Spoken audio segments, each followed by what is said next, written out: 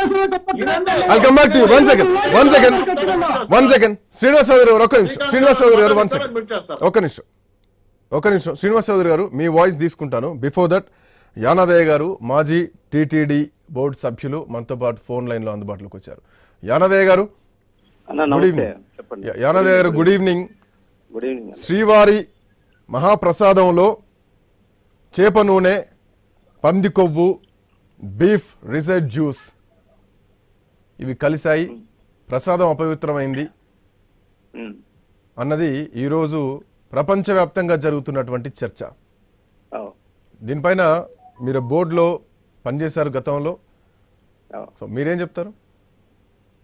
ఇది చాలా బాధాకరమైనటువంటి విషయము. ప్రపంచవ్యాప్తంగా ఆంధ్రప్రదేశ్ యొక్క పరువు తీసుకున్నటువంటి పరిస్థితి. రాజకీయాల కోసము మనము మహానుభావుడైనటువంటి శ్రీ వెంకటేశ్వర స్వామి యొక్క అత్యంత పవిత్రమైనటువంటి గారే ఈ విధంగా మాట్లాడాలని చాలా బాధాకరమైన విషయము. దీనిపైన ప్రపంచవ్యాప్తంగా ఆంధ్రప్రదేశ్ కానీ మనకున్నటువంటి గౌరవాన్ని తాకట్టు పెట్టినటువంటి పరిస్థితి. ఈరోజు నిజంగా అటువంటిది ఏదైనా జరిగితే ఎవరు చేసినా దానికి పార్టీలకు అతీతంగా వాళ్ళని శిక్షార్హులే. ఎందుకంటే దేవుణ్ణి రాజకీయాల్లోకి రాగి దేవుని యొక్క ప్రసాదాన్ని కలిసి మాట్లాడడం చాలా బాధాకరం. ఎందుకంటే ఒకసారి ఆలోచించాల్సినటువంటి అవసరం. ఇప్పుడు దీని మీద ఎందుకు అనుమానం వస్తుందంటే గౌరవ ముఖ్యమంత్రి చంద్రబాబు నాయుడు గారు ముఖ్యమంత్రి అయిన తర్వాత వచ్చినటువంటి శాంపిల్స్ జూన్ 12వ తేదీన శాంపిల్స్ తీసుకున్నారండి. 17వ తేదీన ఎన్డీడీబీకి అక్కడి నుంచి రిపోర్ట్ వచ్చిందండి. 23వ తేదీన ఈఓ గారు ప్రెస్ మీట్ లో మాట్లాడినప్పుడు దీంట్లో వెజిటేబుల్ సంబంధించినటువంటిది కల్తీ వచ్చింది, అందుకే ఆపేసాము, ఆ ట్యాంకులు తీసుకోలేదు, క్లియర్ గా మేము ఏ ట్యాంక్ వచ్చినా కానీ మేము చెక్ చేసి మనం అనుకునే నామ్స్ ప్రకారం ఉంటేనే వాడతాం, లేకుంటే వాడమని చెప్పారు. తర్వాత 2 నెలల తర్వాత నిన్న ముఖ్యమంత్రి గారు చంద్రబాబు నాయుడు గారు అనౌన్స్ చేశాడు. దీనిపైన బ్రీఫ్ ఇది విధంగా కొవ్వుకు సంబంధించినటువంటి జంతువులు కొవ్వు ఇన్ని కూడా వాడినారని చంద్రబాబు నాయుడు గారు అనౌన్స్ చేశారు. చంద్రబాబు నాయుడు గారు అనౌన్స్ చేసిన తర్వాత మాట్లాడిన తర్వాత నిన్న తెలుగుదేశం పార్టీ నుంచి ఆ రిపోర్టు రిలీజ్ చేశారు.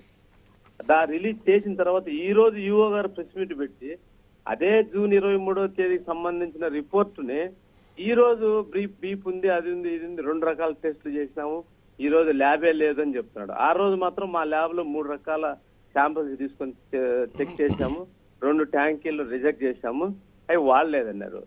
అంటే ఇప్పుడు ఏదైతే కల్తీ ఉందో అది చెక్ చేసిన తర్వాత దాన్ని యూజ్ చేయలేదు, వెనక్కి పంపించినారనేటువంటి విషయాన్ని ఈ రోజు దేశవ్యాప్తంగా ప్రసాదాలలో తినేసినారు. ప్రజలు భక్తులందరూ కూడా ఈ రోజు భక్తులందరినీ కూడా ఈ రోజు అనుమానాలు రేకెత్తేసి ప్రపంచవ్యాప్తంగా వెంకటేశ్వర స్వామి భక్తులందరినీ కూడా ఈ రోజు రోడ్డు మీదకి తీసుకురావడం అనేది మంచిది కాదు ఇది.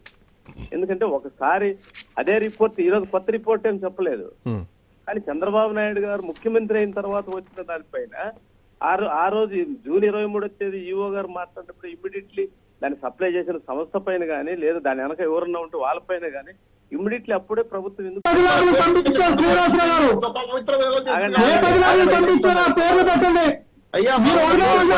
గుజరాత్ లో ఉన్నటువంటి చెప్పారు, ఇప్పుడు మీరు 10,000 చెప్తారు. మీరు ఒక ల్యాబ్ పేరు చెప్పారు, ఇప్పుడు 10 ల్యాబ్ పేరు చెప్తారు. మీరు రోజు ఒక అబద్ధం ఆడి మీరే తెలియపడతారు.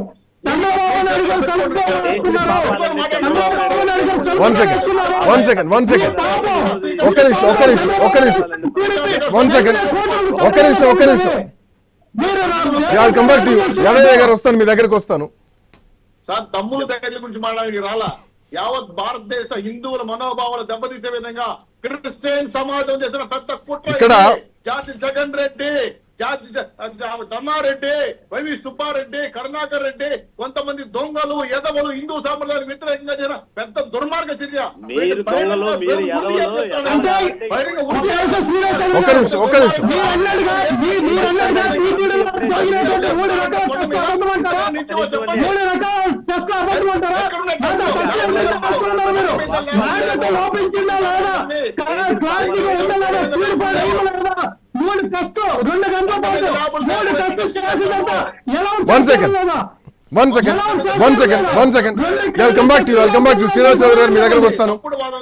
దయచేసి మేము ఓపెన్ గా చెప్తున్నాం, నిధులు గాని, కొండ మీద కాటేజీలు గాని, దర్శనాలు గాని, కాంప్లెక్స్ సుబ్రత గాని అన్నప్రసాద్ గాని నెయ్యిని లడ్డుకే వాడరు సార్, చాలా వాటికి వాడతారు. అన్ని అపవిత్రం చేసి భారతదేశం కాదు ప్రపంచవ్యాప్త హిందువుల మనోభావాలు దెబ్బతీసే విధంగా ప్రతి 6 నెలలకు ఒకసారి టెండర్లు మార్చారు. మీకు తెలుసు కదా శ్రీనివాస్ గారు. వన్ సెకండ్ ఒక నిమిషం.